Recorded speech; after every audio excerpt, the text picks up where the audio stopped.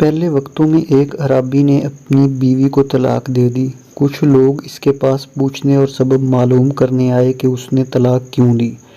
وہ کہنے لگا کہ وہ ابھی عدت میں ہے، ابھی تک وہ میری بیوی ہے، مجھے اس سے رجوع کا حق حاصل ہے۔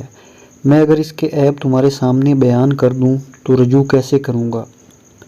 لوگوں نے انتظار کیا اور عدت ختم ہو گئی اور اس شخص نے رجوع نہیں کیا۔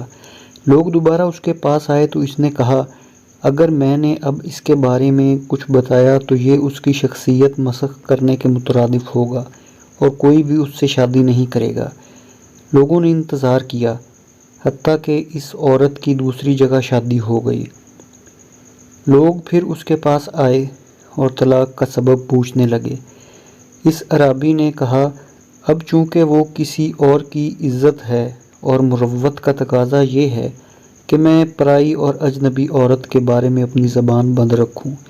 بے شک محبت کے بنا عورت ادھوری ہے، لیکن عزت کے بنا عورت عورت نہیں رہتی، اور یہ بھی آج کے عہد کی ایک تلخ سچائی ہے کہ محبت کرنے کے لیے ہم بھرے پڑے ہوتے ہیں، لیکن عزت کرنے کا حوصلہ بہت کم مردوں میں پایا جاتا ہے۔